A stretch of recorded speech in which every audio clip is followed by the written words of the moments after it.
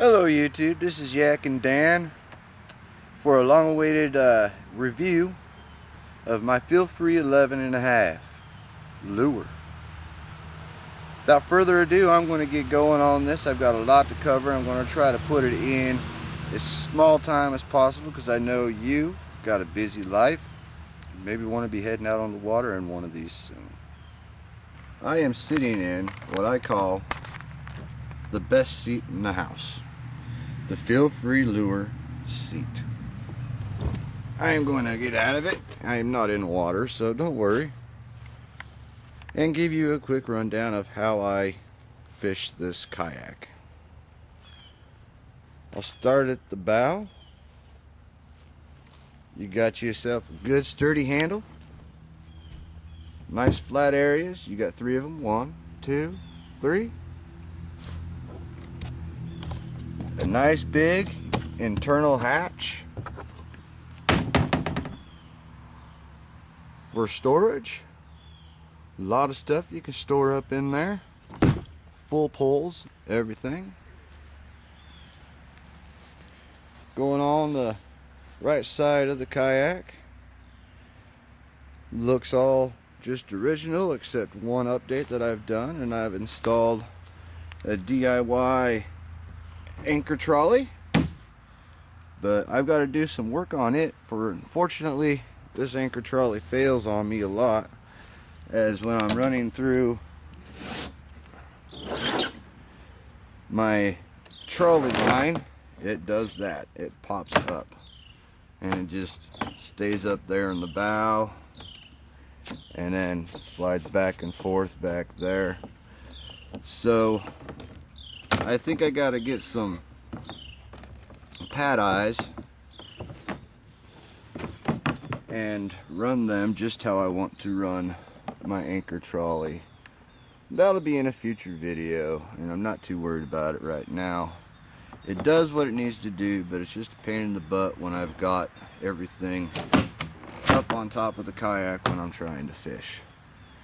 So that's an issue. I really haven't seen any kayak builds for the FeelFree lure 11.5 or anchor trolley. So gonna try to research that a little bit more. I've got a lot of questions from people that I need to cover in this as well, so hopefully I get them all. If not, leave in the comments about what you would like to see more. Moving to the back of the boat, we got here the rudder. I had it come with my kayak installed, but I have taken it off all the way except for the cables and tried dealing with just no rudder, and the boat seems to not track very well at low speeds. This is pretty much how I got the kayak set up when I go fishing. My tackle bag sits right back here against the back of the seat. I'll pull it out. My 2 poles that I pull out and get down to basically the plain version of what you would get when you get this kayak. This kayak is only about 78 pounds. One hand, easy to pick up. The wheel and the keel allows easy rolling. This seat right here is what sold me on the FeelFree lure, and I ran into some issues with it, but we're going to go through that right now. Basic rundown of the seat. I've got it all the way up right now, so this is mostly how I have the seat. Even when I'm paddling, I rarely have it down in its lowest setting, but if you ever want to, all you got to do is pull up on the strap until you hear the clicks and it drops down. All you got to do if you want to raise the seat is pull up on it. If you want to not be so tall in the water, you can go up individual clicks. But if you're going to sit, you might as well sit high. So gonna pull the seat out now and go over some other features of this seat. You could, I guess, if you really wanted to, flip the seat back like this and have a little more standing room, but you really don't have that much standing room behind the seat where the seat was. So if you really just want to paddle around standing up, loosen up these knobs right here, slide these locking mechanisms out, and the seat fully comes out. The seat itself weighs, I don't know, about 5 pounds. Easily to pick up with one hand, one arm. Put it where you need to put it. Extremely comfortable, even if you're sitting on the bank. You can sit there and fish or sit by the campfire and have a nice comfy seat. The backrest is adjustable with these side straps. I've already got mine set up and I'm not going to move them because it took me a while to figure out just how I wanted my backrest. Now down to the proper maintenance of this chair. If you look underneath and you flip up these Velcro side covers for the seat, it'll show the locking mechanism and how the seat comes together. Now, here's one thing that they did not tell you in your manual, is all these screw joints are moving parts. Every single one of them is where the seat fluctuates. Over continuous use, these screws will loosen up. So always make sure that your screws are tight before you head out, or you're going to have a miss happen like I did, and it caused an epic fail in the kayak right over there. 225 pounds sitting down in this thinking that you're going to sit, and then the seat just gives down, slams all the way down to its lowest setting. Can mess stuff up. So just make sure that all your screws are tight. Takes a little Allen wrench and a little bit of patience. Tighten them up. While I got the chair out, I will show you the locking mechanism in its full glory for you that want to see how it works before you actually get one. When you pull on this little red tag rope, you see here that it's hooked to some, I don't know, nylon cord. That nylon cord, see I'm pulling on it, and this cord right here moves. That's how the locking mechanism works. When you pull on it and the seat's locked down, these little tabs come up and allows you to move back and forth to raise and lower the seat. That's where you'll have a lot of issues, is this screw right here with this plastic washer.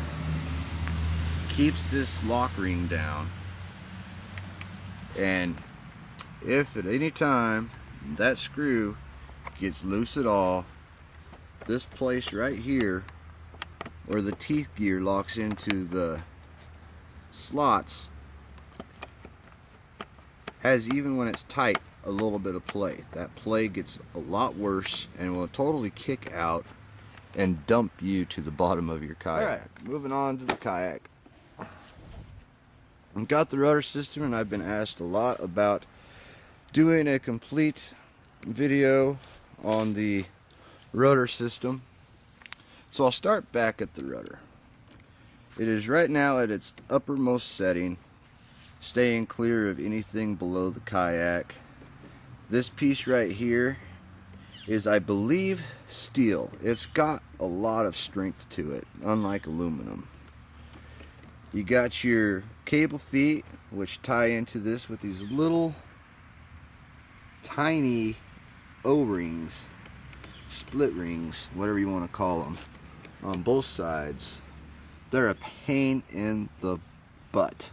If you got big cumbersome fingers like me, you will hate these. There's one modification that I did to this rudder, is I put a small piece of PVC, 1 inch, just to gap out the play that this rudder has when you get it.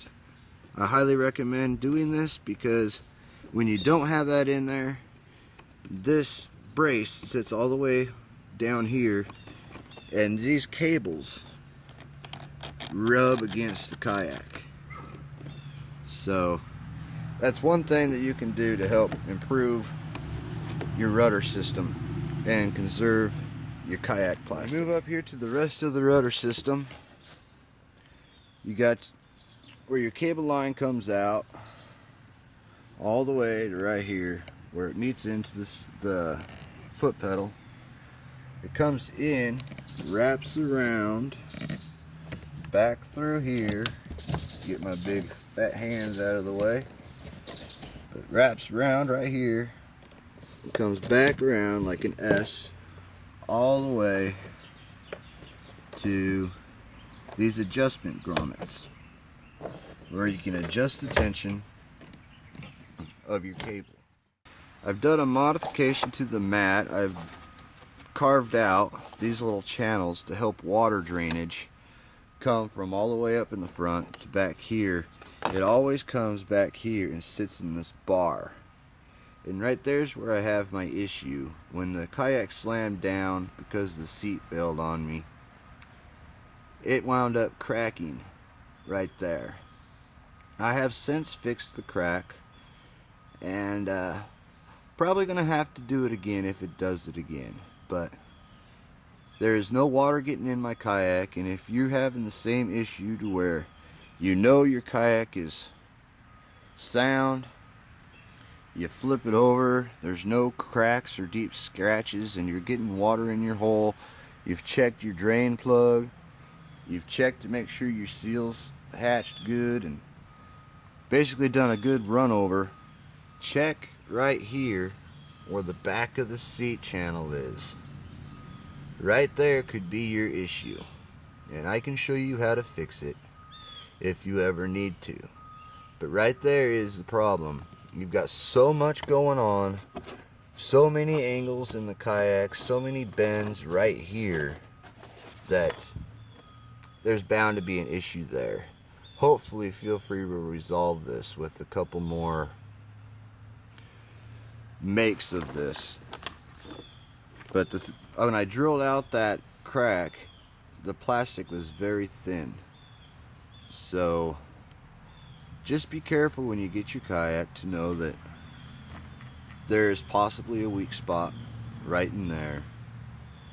And always check that area for cracks or weakness. Like I said, in here I have water in there still. It's really hard to drain it out of that drain plug down there. So I'll basically just get a towel and soak it up, call it good. There's plenty of room up here for standing. When you're in your kayak, I stand almost 6 foot tall, and right here is my ideal settings for kayaking. And as you can see, I have a bunch more, a good 8 inches left to slide on back. Even the tallest basketball player could sit in this kayak and feel comfortable. When I was looking into buying a kayak, I was very inquisitive on the bottom of it to see exactly how the channels were. Couldn't find a video that really described it, so I'm going to run through it really quick. Right here at the bow of the kayak, you've got a really good deep keel. It sits there, cuts through the water good, deflects the waves good. I have no waves splashing up on the front of this kayak. From the blade, you got these deep channels that go all the way down to the back of the kayak, to the wheel of the keel on both sides. And as you go down, they get deeper. You got your scrubber hole plugs, or scrubber holes I should say, right through here. These are the two right in the front. And then you got two that are just blocked. I don't know why, but they're blocked. And then you got more scrubbers right in the middle of the kayak. Basically what I'm planning on doing with these is running a sonar unit through here, finding a way to keep it inside the channel, tied up against the kayak bottom, so I can have a fish finder. That's in the future, hopefully near future, but still working on it. And then on back to where you got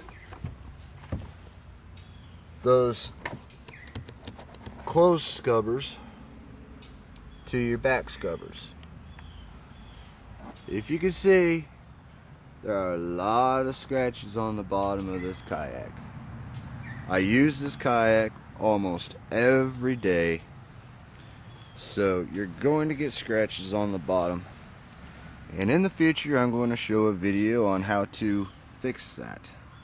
Now, another thing that has sold me on the FeelFree lure, as with any other kayak out there where you got to build a kayak trolley and have this kayak looking like it's a four-wheel drive unit with these big sand tires, is this right here, the wheel in the keel. I absolutely love it. So now I'm going to show you exactly what you can put in the front hatch. What I have here are two poles. One is a where's that, 7-foot 2-section pole as one section. I use this one for shiner fishing, and then a Mitchell Advocate. I think this one is a 6-foot, maybe a 7-foot. Both of these are spin reels, and as you know, spin reels have this big reel at the end. First off, I'll take the Advocate. I will stick it in, turn it to where the eyelets go to the outside of the kayak, and just as easy as that, they go in. Now the 7-foot, even with a bow in the pole, I will take it, slide it in, just like that, with plenty more storage area for whatever you want to stick in here. Stay tuned for more videos, and I hope this review of this kayak that I've had for 6 months and all the abuse and use that I've put it through can show you just what FeelFree lures and the FeelFree kayaks are all about. I did lots of research, spent lots of time looking at kayaks. I'm telling you, straight up, over 3 years looking for the right kayak. And I settled on this guy, and I extremely could not be any happier with my purchase. I picked up this kayak from ack.com, Austin Canoe and Kayak, out of Texas. I got it on their deal when they were doing free kayak shipping, and it's just been a very, very good kayak. Hope you enjoyed the review. Leave a like if you liked it. Leave a comment. Give me a reason to keep on making more videos, and stay tuned because there's another video with a couple changes to the channel and some news about future videos. So this is Yak and Dan signing out of the 6-month FeelFree Lure 11.5 kayak review.